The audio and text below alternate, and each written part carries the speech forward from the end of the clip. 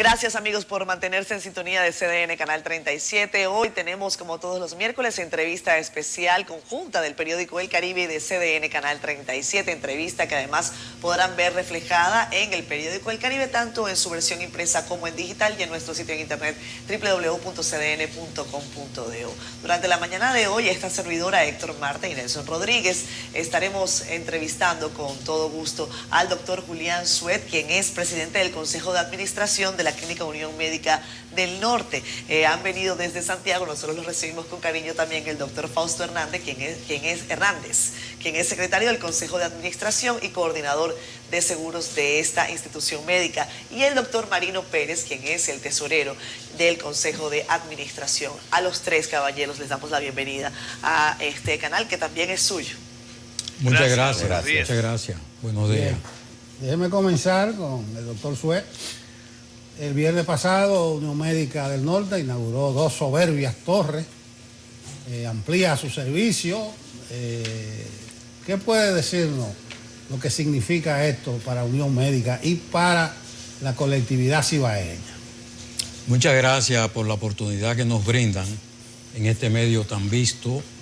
Pues nosotros como Clínica Unión Médica nos sentimos muy bien porque hemos inaugurado 2 torres médicas que son la torre EIF, que son torres quirúrgicas y torres de servicio.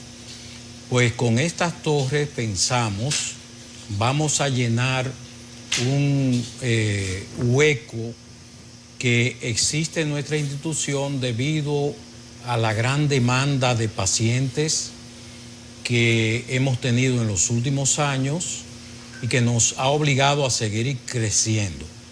Y en ese crecimiento, pues hemos visto que la parte quirúrgica, lo que son los traumas, los accidentes, las heridas de bala, ¿por qué no? Todos estos casos que se llevan día a día a la emergencia polivalente de la Clínica Unión Médica, nos hemos visto en la necesidad de crecer. Necesitamos más camas de cuidado intensivo, necesitamos más quirófanos.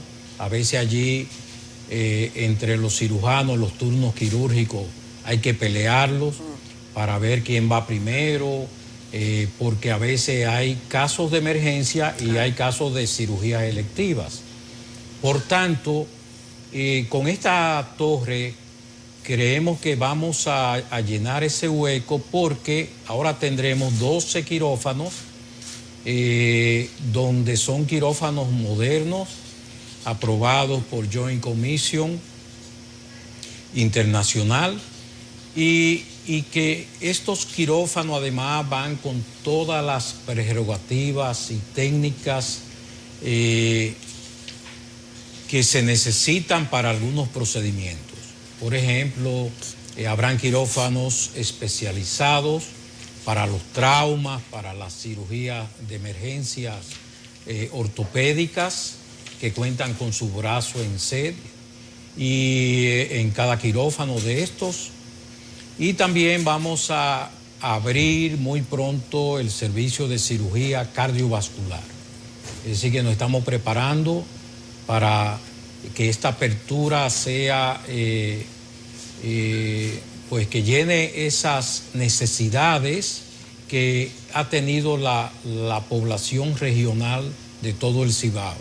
Como ustedes saben, la Clínica Unión Médica es una institución que acepta y recibe diariamente pacientes desde los 4 puntos cardinales del país, pero principalmente de todas las provincias de la región del Cibao. En esta nueva torre también tendremos servicios muy novedosos. Por ejemplo,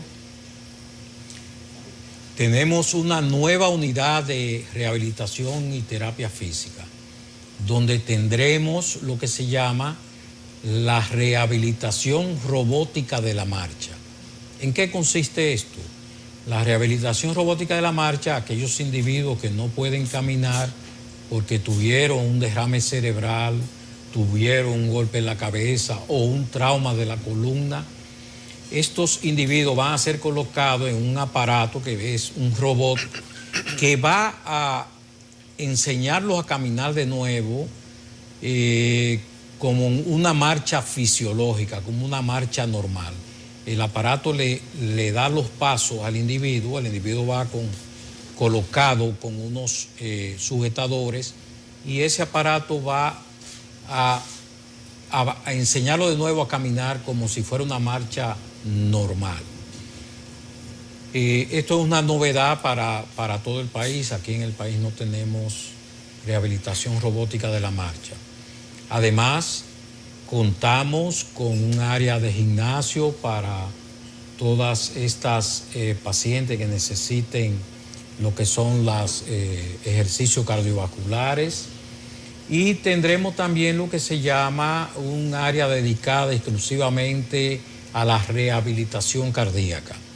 Todo aquel paciente que tiene un daño cardíaco por las circunstancias que sean, infartos, insuficiencia cardíaca, etcétera, esos individuos necesitan un entrenamiento que es lo que se llama la rehabilitación cardíaca. Igual que cuando se hace la terapia física para una gente con una hemiplegia, con un lado paralizado, asimismo se hace para el corazón. El corazón, cuando tiene una parte dañada, un paciente que sufrió un infarto, requiere de unos entrenamientos con ejercicio, con oxígeno puesto, con unas cánulas para oxígeno nasales, con unas especies de bicicleta y de caminadora que lo van a poner a moverse y que progresivamente van a ir aumentando la cantidad de ejercicio a medida que ese corazón se va mejorando, se va rehabilitando. También tendremos lo que se llaman, lo tenemos, pero tenemos ahora especialistas en el área de la electroneurofisiología cardíaca, la gammagrafía cardíaca. Es decir, que la cardiología va a ser en estas nuevas edificaciones una especialidad que va a estar muy especializada, vamos a llamarlo así, sí, valga la redundancia, donde tendremos cardiólogos trabajando en equipo con un paciente, donde tendremos diferentes cardiólogos en diferentes áreas para estos pacientes. Igualmente, en estas áreas vamos a tener lo que son un nuevo equipo de tomografía multicorte de 128 cortes para hacer estudios de angiotomografía coronaria, claro, o angiotomografía periférica o cerebral, score de calcio, y además tendremos en estas áreas una nueva unidad de hemodiálisis con capacidad para 18 nuevos cubículos, más 2 cubículos para pacientes especiales. Y ¿por qué no mencionar el área de la mujer? El área de la mujer es un área que quizás es una novedad aquí en el país, donde tendremos atenciones especializadas para la atención de las enfermedades propias de la mujer, donde tendremos en el mismo lugar sonografía, obstétrica o transvaginal, gammagrafía, mamografía, densitometría mamaria, etcétera. Es decir, que son una serie de novedades que van a beneficiar diferentes áreas de la medicina. A propósito de esas novedades en el área tecnológica aplicada a la salud que usted menciona, ¿cómo estamos nosotros en sentido general en el país en ese ámbito? Claro, comparándonos con otros países. ¿Y qué nos falta? ¿Cuáles son las cosas, los retos que tenemos en ese sentido? La medicina en República Dominicana en los últimos 10 años ha dado un salto gigantesco. Lo digo porque ya nosotros en el país, pues aquí ustedes saben, los trasplantes renales son una cosa que ya, si pensamos en 20, 25 años atrás, nosotros ya aquí hacemos una serie de cosas que se hacen donde hay mucha tecnología. Aquí se hacen bypass coronarios, aquí se hacen trasplantes de válvulas cardíacas, etcétera. Y nosotros estamos en ese entorno de ese grupo exclusivo de hospitales o clínicas privadas que van a realizar esta serie de procedimientos. Diríamos que el país está preparado, muchos de estos centros, especialmente en el Cibao, especialmente en Santiago de los Caballeros, que podemos decir que se está convirtiendo en la capital de la medicina privada. ¿Por qué? Porque los grandes centros hospitalarios privados están en Santiago. En cuanto a número de cantidad de camas, cantidad de quirófanos que dispone cada uno de estos centros. Y dentro de esto diríamos que Unión Médica es número uno porque nosotros contamos con 525 pacientes, 525 médicos y podemos tener alojado alrededor de 440 pacientes en cualquier momento, ya que disponemos de esta cantidad de camas. Doctor Fausto Hernández, conversamos con usted hace quizás algunos meses cuando la pandemia del COVID-19 estaba aún haciendo estragos, pero cuando ya la clínica Unión Médica había dado muestras sólidas, no solamente de asistencia oportuna a las personas, sino también de avance en investigación. Me gustaría saber cómo está evaluando el equipo médico de Unión Médica el momento en el que nos encontramos, una vez que la República Dominicana está presentando más de 3.000 casos activos, una vez que ya se han abandonado prácticamente las medidas de prevención, de alejamiento de las personas, la mascarilla solamente se utiliza en lugares médicos. ¿Qué está viendo el equipo y cómo están las consultas del COVID-19? ¿Qué avances hay en este sentido? Bien, buenos días y agradecer nuevamente la invitación de estos santiagueros porque extrañamos su presencia y esperamos tenerlos nuevamente por allá. Sí recuerdo ese programa especial que hicimos allá y fíjense que la situación ha cambiado porque afortunadamente el impacto más importante yo creo en el COVID ha sido la vacunación, que lamentablemente todavía no ha alcanzado los niveles que debieron haber alcanzado, pero que han sido suficientes para contener la agresividad del virus. Es decir, ahora mismo nosotros apenas tenemos 2 habitaciones disponibles para COVID y muchas veces una permanece vacía, porque aunque llegan casos COVID y lo estamos identificando, la mayoría de los pacientes ya o le ha dado el COVID y es una forma de autovacunarse, o han tenido 2, 3 y hasta 4 refuerzos y cuando llegan son manifestaciones leves. Lo real, y es lo que está pasando también en otro centro de Santiago que nos mantenemos, desde aquella vez aprendimos también, una de las cosas beneficiosas del COVID fue que nos unió. Ustedes se recuerdan cuando estuvieron allá en una época difícil, recordar julio del 2020, cuando el COVID alcanzó el pico máximo y estuvo en su nivel en el país entero más alto. En Santiago, la ocupación fue 540 pacientes, de los cuales vale resaltar que cerca de 480 pertenecía al sector privado, porque ustedes saben que en Santiago, después que se construyó el Cabral Ibáez, no se ha construido ningún otro hospital público. Hay pequeños hospitales de los barrios como en el Sánchez Libertad, Bellavista, pero de baja ocupación y que no tienen el carácter de ser hospitales terciarios, sino primarios y secundarios, o sea, de nivel primario y atención secundaria. De esos 540, alrededor de 480 estaban en los centros grandes que jugamos un papel preponderante. Nosotros en julio del 2019 tuvimos la capacidad máxima. Del 2020, perdón, tuvimos la capacidad máxima con 135 pacientes. Yo recuerdo que nosotros llamamos al ministro, a Sánchez Cárdenas en ese entonces, y le decíamos que Santiago, porque conocíamos toda la estadística de los hospitales y de las clínicas, que el COVID nos subió para todos trabajar en conjunto. Y cuando un paciente llegaba donde nosotros y no teníamos cama, llevábamos a otro centro para ver si ellos disponían de cama. Eso fue algo positivo. Ustedes saben que a veces las relaciones no es necesariamente la más armoniosa, Pero una de las cosas positivas es que unificó el sector salud. Y entonces, ahora afortunadamente, nosotros es una situación bastante tranquila. Incluso en términos personales, yo he tenido familiares que le ha dado cercanamente COVID y que he tenido yo que llevarlo a que lo atiendan y realmente se van para la casa, se le hace toda la atención, se verifica que no hay nada grave que lo esté afectando. Y le puedo decir que en Unión Médica, y al igual que los otros centros privados, el nivel de ocupación, no hay ningún paciente intubado, no hay ningún paciente en cuidado intensivo. Lo que hay, por ejemplo, el fin de semana había 2 habitaciones, una nada más ocupada. O sea que hay tranquilidad, afortunadamente. Y yo insisto, yo creo que en eso me convierto también en un portavoz de la salud nacional y del ministerio en ese sentido. Si la gente acudiera a vacunarse, a completar el esquema de vacunación, mucho más se reduciría aún.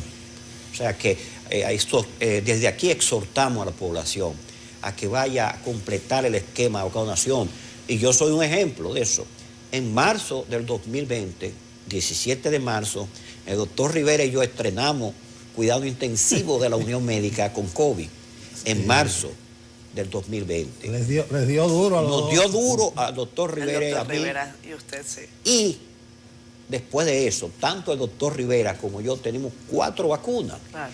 Y yo, cuando me pregunta la gente de la vacuna, yo le digo, mire, a mí me pusieron la vacuna del tétano cuando yo era chiquito. Y cada vez que yo me daba un golpe, un clavo, me ponían un refuerzo. Entonces yo debo tener como 30 vacunas del tétano y no me ha hecho daño. Entonces, ¿por qué ha de hacerme daño la vacuna COVID? Y yo me pongo siempre de ejemplo. Yo tengo 4. Y si en 3 meses me dicen póngase la 5ª, me la pongo. Yo tengo 4 también. El doctor Marino Pérez es el tesorero del consejo. Sí. Eso remite a los números. Sí. Vimos que la doctora se habló de una inversión de 40 millones de dólares. Pero el doctor Suez menciona muchísimos equipos. Yo no sé si en la inversión está incluida los equipos. No. ¿Qué ha significado esto en términos de inversión?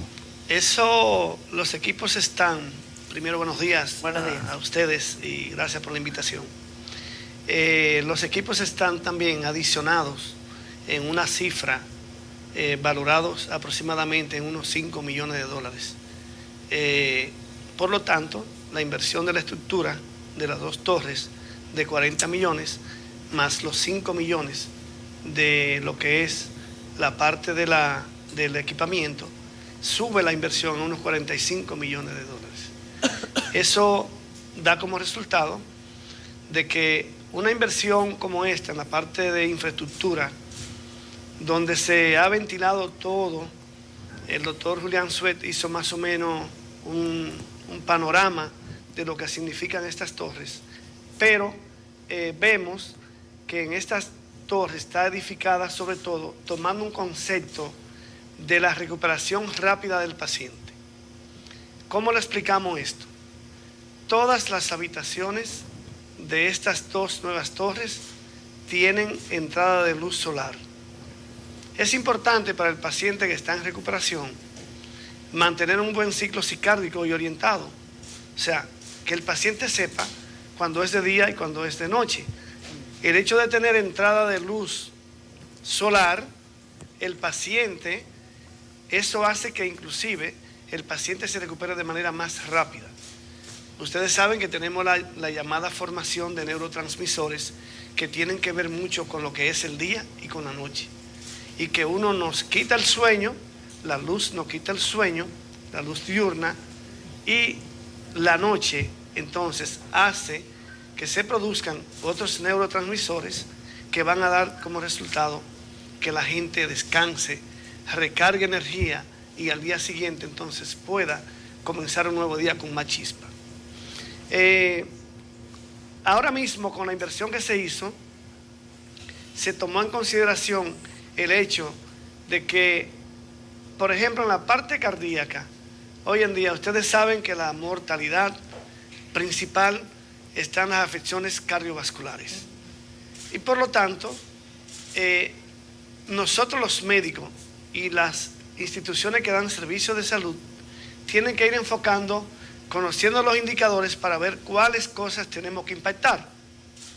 Si tenemos una alta mortalidad materna, tenemos que ver cómo mejoramos la atención para que las madres no mueran, o mueran lo menos posible por el proceso del parto del embarazo. En cuanto a la mortalidad neonatal o infantil, tenemos que ver cuáles son los indicadores que impactan la mortalidad infantil. Por ejemplo, la prematuridad. El hecho de un bebé nacer prematuro quiere decir que tiene más riesgo de morir. Y si tenemos nacimientos prematuros, ¿qué tenemos que hacer? Prepararnos para atender a un bebé prematuro que viene con un problema que se llama dificultad respiratoria por una membrana hialina a nivel pulmonar, donde el pulmón no funciona bien, el pulmón no se expande de manera adecuada como debería de hacerlo, por lo tanto, el intercambio gaseoso que se produce no va a ser el que debería de tener, donde entra oxígeno para oxigenar todos los tejidos a nivel cerebral, a nivel cardíaco, a nivel de todo del sistema de ese bebé. Entonces, ¿qué se hace? Nosotros, la Institución de Salud, nos preparamos con equipos para que esos bebés puedan respirar de una manera adecuada con un ventilador mecánico, y si tiene problema de hipertensión pulmonar, hoy en día, que es la tecnología más importante a nivel de los recién nacidos, un bebé con hipertensión pulmonar necesita un ventilador mecánico especializado. Claro. Y eso, nosotros estamos preparados para eso, como Unión Médica. Bueno, son buenas noticias en materia de salud. Nos alegra tenernos por acá. Vamos a hacer una breve pausa comercial y regresamos enseguida con parte de esta entrevista especial. Ya veremos.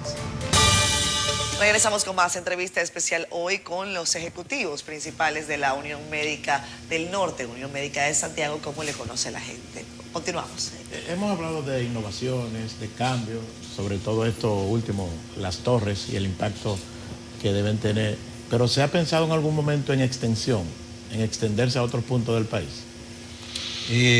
Pues sí, nosotros incluso nos han propuesto en diversas oportunidades otros colegas de otros lugares, pues incluso gerenciar algunos otros proyectos o pues lanzarnos a otros puntos cardinales del país. Actualmente nuestra meta principal es arrancar este nuevo proyecto, pero en un futuro no sabemos si eso podría ser, porque realmente ustedes saben que hay estos proyectos, arrancarlo desde cero, es una cosa que significa mucho tiempo, mucho dinero y ahora mismo pues el costo de la construcción es inoperable, vamos a decir, para arrancar nuevos proyectos.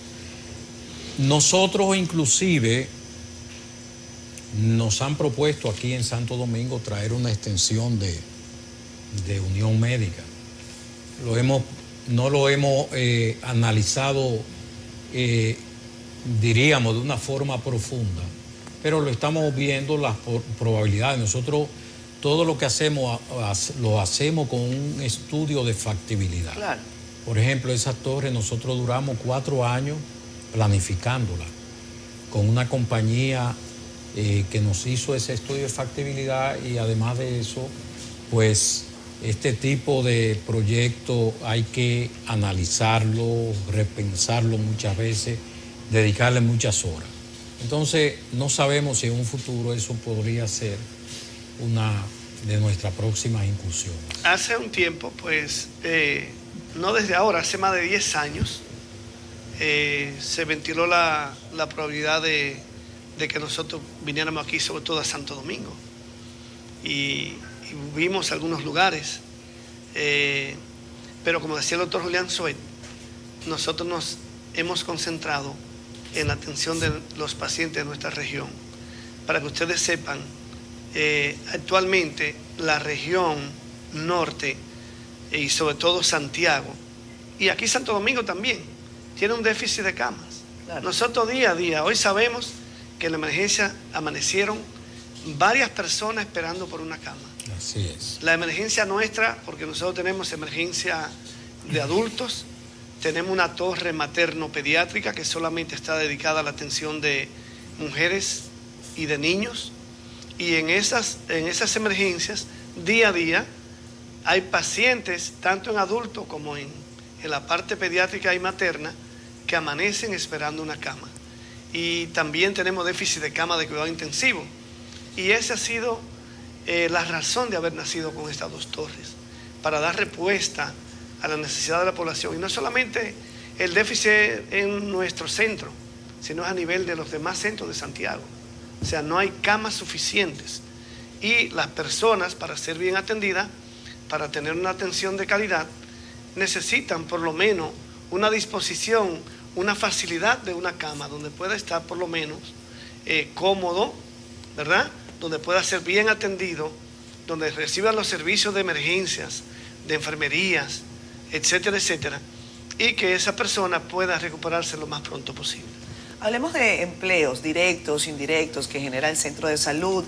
Casi siempre se habla, bueno, evidentemente de los doctores, de los médicos, pero también las enfermeras, el personal de higiene, el personal de limpieza, el personal administrativo.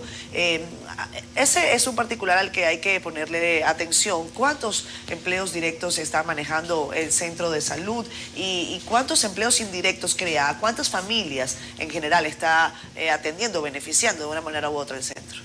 Nosotros hicimos un estudio con nuestro encargado precisamente de hacer la analítica, y cuando estemos ya en plena capacidad habrá unos directos, empleos directos, unos 466 empleos nuevos, agregados a los 1.550. Nosotros en nuestra nómina actual tenemos 1.550 empleados directos de la Unión Médica, que son parte de la nómina de la Unión Médica, porque es diferente. Y que no necesariamente como tú bien médicos. Señalas, porque los médicos no son empleados. La secretaria, ni la secretaria de los médicos, los asistentes de los médicos y el personal que trabaja con esa pequeña empresa que es cada médico, son independientes, pero digamos que está vinculado, son empleos indirectos. Entonces, unos 466 directos de la empresa. Y le agregamos a cada eso alrededor de 3 por cada, porque ahí están también los médicos, las secretarias, las asistentes, pero también están los visitadores a médicos que tendrán que incrementar los laboratorios ante la crecida de los médicos nuevos, porque son médicos nuevos que van a llegar allá. Entonces, realmente estamos estimando que probablemente ya con los empleos directos estaremos hablando de un aporte de más de 1.500 personas hasta 2.000 y quizás 3.000. Para que tengan una idea, las plantas nuevas, es decir, la torre E y F, independientemente de las otras plantas, tiene capacidad de sillas en los espacios de espera de unos 800 sillas, al mismo tiempo estando ocupadas por personas. Sí, claro. O sea, 800 personas estarán fuera de las habitaciones, fuera de lo que es sala de cirugía, fuera de lo que están en otros espacios, por ejemplo. Estamos hablando de sala de espera para los espacios de servicio. O sea que realmente viene a ser una contribución. Otra cosa importante, para que ustedes vean lo que significa una empresa de salud, de los 1.550 empleados que nosotros tenemos, apenas 300 empleados tienen el salario mínimo. Los demás tienen salario por encima del salario mínimo que corresponde a una empresa de categoría como la nuestra. Quiere decir que nosotros tenemos una gran proporción de empleos de calidad por el nivel técnico que se maneja y el nivel salarial también que esos empleados perciben. Doctor Hernández, me quedo con usted, porque usted además de secretario del Consejo es el coordinador de los seguros. Sí. Y ahí entra el problema de las denuncias de los depósitos, del ARS. ¿Cómo anda la ética de Unión Médica en ese sentido? Mire, nosotros en Unión Médica, y eso puede dar constancia, usted nunca ha oído una reclamación específica contra Unión Médica, porque nosotros tenemos como norma, y eso también lo tiene la Asociación de Clínicas. Yo soy secretario de Andeclid, y en Andeclid, para usted ser miembro de Andeclid, no todas las clínicas que hay en el país son miembros de Andeclid, pero para ser miembro de Andeclid también tiene que regirse por un código de ética y norma. Y uno de los puntos principales es la atención al paciente. No hablamos de cliente, hablamos de paciente, y la atención al paciente, tenga o no recursos, no se le pregunta si hay recursos. Usted llega a la emergencia, se le atiende. Después viene el proceso burocrático de saber si tiene seguro. Pero si un paciente llega con un infarto, una herida de bala, ¿cómo usted le va a preguntar? Si, ni siquiera el carnet se le pregunta, porque no hay muchas veces quien ni siquiera lo tenga. El problema es la determinación de la emergencia. Exacto. Claro. Entonces, se le atiende con la emergencia. Claro. Se le atiende, se le asiste. Una vez que se descubre que ese paciente no tiene suficientes recursos, pues nosotros muchas veces en Unión Médica disponemos de una ambulancia y hacemos los contactos hospitalarios y se le hace. Ahora, ¿qué pasa con, por ejemplo, y eso fuera de cámara ahorita le explicábamos, nosotros hemos reportado deuda de pacientes incobrables en un año de más de 2.5 millones en un año por atención a pacientes que ha ido a emergencia y que no tienen recursos. Otro punto que le toqué ahí ahorita fuera de cámara y que lamentablemente se está dando, hay ARS, que afortunadamente no son la mayoría, que objetan, en el lenguaje de la auditoría médica se llama glosa, pacientes que van a la emergencia, que reciben la atención en emergencia, se le administran los medicamentos en la emergencia y después, 30 días después, 45 días después, con el expediente parado, esa ARS dice, no procedía, ese paciente no aplicaba para que se le diera la atención en la emergencia. ¿Qué pasa con esos recursos? Nosotros ahora mismo, para que usted tenga una idea, tenemos millones de pesos parados en esa situación. Entonces, nosotros hemos planteado en el seno del Consejo de la Seguridad Social, esto ya está en discusión en el mismo seno del Consejo Nacional de la Seguridad Social, que debe crearse un mecanismo para que los centros de atención pública y privada, porque los públicos ahora también están facturando a través de las ARS, los pacientes que no tengan ningún tipo de cobertura de seguro, el Estado asuma un compromiso, porque lamentablemente nosotros somos empresa de servicio, pero pagamos. O sea, nosotros pagamos luz, agua, compramos los medicamentos, pagamos el personal, y de los ingresos que genera nuestro servicio es que podemos afrontar esas situaciones.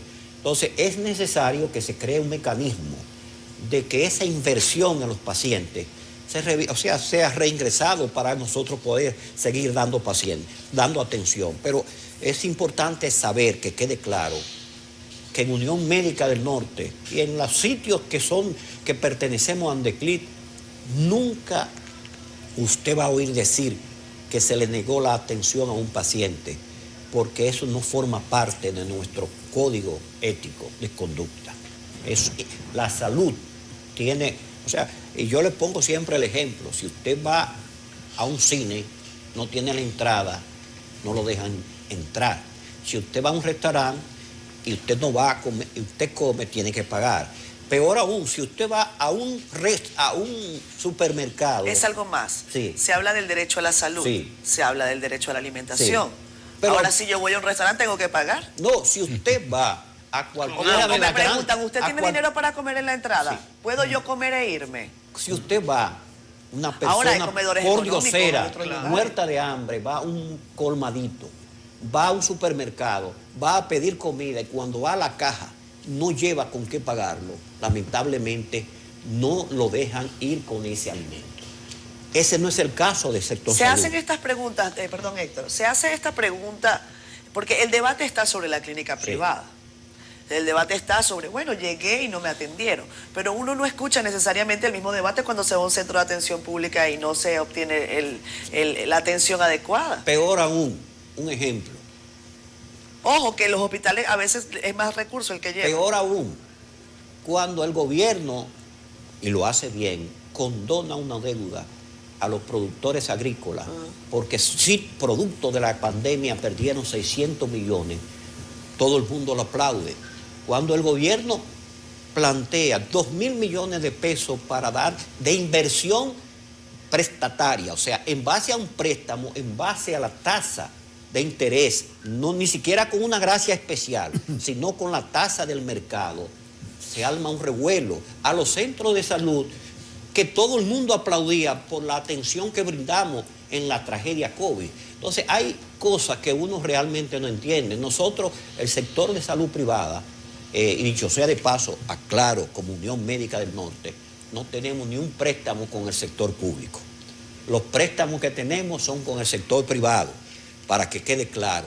Pero cuando el sector, y estoy hablando aquí a nombre también de las clínicas privadas, que muchas quebraron en el proceso del COVID, muchas clínicas de sector medio y de sector bajo quebraron, porque no pudieron ni siquiera sobrevivir en la atención COVID. Pero cuando el Estado quiere acudir a ayudar a que se puedan recuperar, se arma todo un ruido. Oye, en el sector de los productores agrícolas no se da esa situación. Todos aplaudimos que el sector agrícola sea respaldado, y es importante porque es la alimentación que está en juego. Claro. Pero entiendan también que el sector salud ha sufrido mucho los embates de esta crisis y que hay mucha gente que no ha podido sobrevivir siquiera a su centro de salud a brindar servicios. Mire, cibaeños ilustres, un placer tenerle por aquí. Vamos a dejar la oportunidad al doctor Suet, como presidente, para que se despida. Bueno, pues nosotros muy agradecidos de verdad de haber estado aquí. Estamos siempre dispuestos a cualquier invitación de ustedes. Queremos decirle que como Clínica Unión Médica estamos al servicio de la comunidad, del pueblo llano. No queremos que la gente piense que esas enormes torres tan bonitas, tan costosas y brillosas como se ven, son para pacientes ricos. No, nuestra clínica siempre ha estado al servicio público porque nacimos así. Siempre nacimos dando el servicio a los pacientes asegurados, cuando en el año 1997 la mayoría de clínicas no veían pacientes asegurados. Lo que quiero decir con esto es que estamos con las puertas abiertas a cualquier paciente. Por tanto, lo que vendemos es servicio para nosotros seguir siendo una excelencia al alcance de todos. Muchas gracias. Gracias a usted, doctor Suet. Gracias a usted, doctor, por habernos acompañado. Doctor Hernández, muchísimas gracias. Para nosotros ha sido un gusto. Vamos a irnos a pausa comercial. Ya saben que los detalles de toda esta entrevista la podrán ver en nuestro sitio en internet y también en nuestra página, en nuestro periódico digital, que ahí Héctor, Marta y Nelson se quedan todas las noches. Ustedes saben hasta qué hora revisando, y además con fotografías que ustedes podrán observar con muchísima calidad.